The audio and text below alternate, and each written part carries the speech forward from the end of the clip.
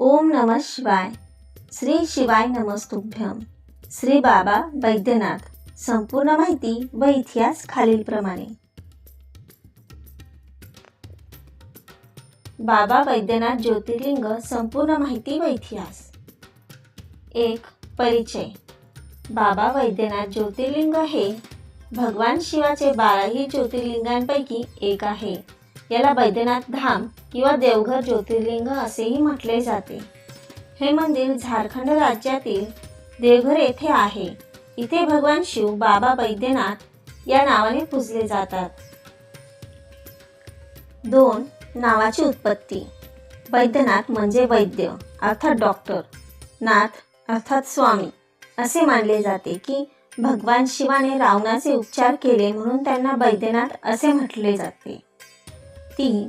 इतिहास व पुराणकथा. पुराणकथेनुसार रावणाने भगवान शिवाला प्रसन्न करण्यासाठी कठोर तप केले आणि त्यांना लंकेत स्थापन करण्यासाठी ज्योतिर्लिंग मागितले. शिवाने अट घातली की हे लिंग जमिनीवर ठेवले तर ते तिथे स्थिर होईल. रावण लंकेकडे जात असताना देवांनी योजनेने त्याला थांबवले. त्याने लिंग जमिनीवर ठेवले आणि ते देवघर येथे स्थिर झाले. 4. धार्मिक महत्त्व. हे स्थान कामनालिंग म्हणून प्रसिद्ध आहे. श्रद्धेने पूजा करणाऱ्याच्या सर्व मनोकामना पूर्ण होतात असे मानले जाते. विशेषतः श्रावण महिन्यात लाखो भाविक इथे जलाभिषेकासाठी येतात.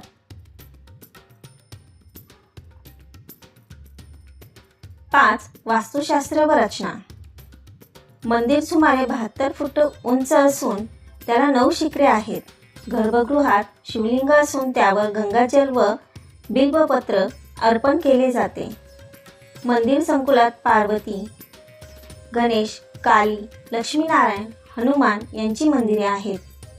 6. महोत्सव व यात्रा. श्रावणी मेला जुलै-ऑगस्ट महिन्यात सुरू होतो. भाविक सुलतानगंज येथून गंगाजल आणून 108 किलोमीटर पायी चालत देवघर येतात. महाशिवरात्रीलाही येथे मोठा उत्सव भरतो.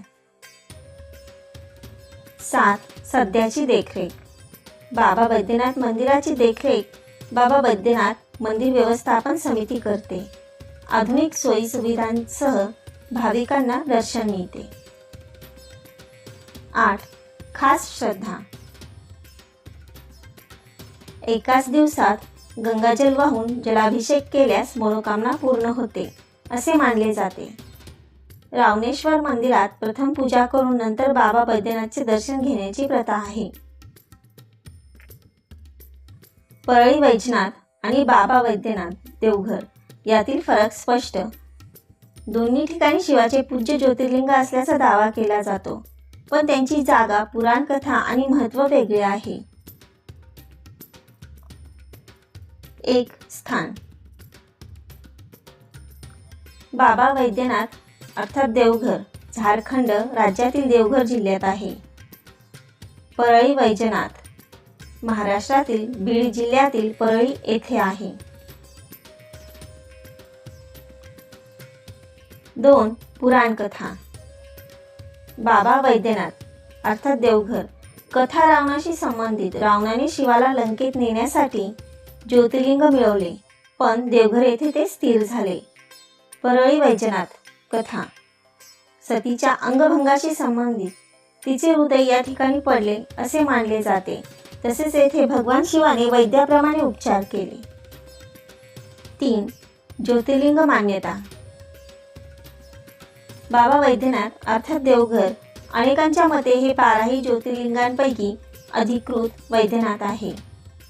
परळी वैजनाथ महाराष्ट्रातील परंपरेत आणि काही ग्रंथानुसार हेच वैद्यनाथ ज्योतिर्लिंग मानले जाते. यामुळे वैद्यनाथ ज्योतिर्लिंगाच्या ठिकाणाबद्दल शतकानुशतके वाद आहे.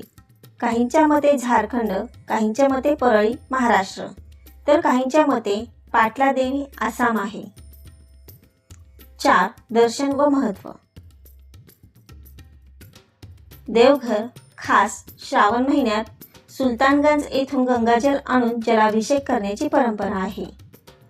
परळी येथे शिव पार्वती एकत्र पूजले जातात आणि महाशिवरात्रीला मोठा उत्सव असतो. 5. वास्तुशैली. देवघर नागर शैलीतील साधे पण भव्य शिखर असलेले मंदिर. परळी दक्षिणोत्तर शैलीचे प्रभावी शिखर, मोठा प्रवेशद्वार व दगडी बांधकाम.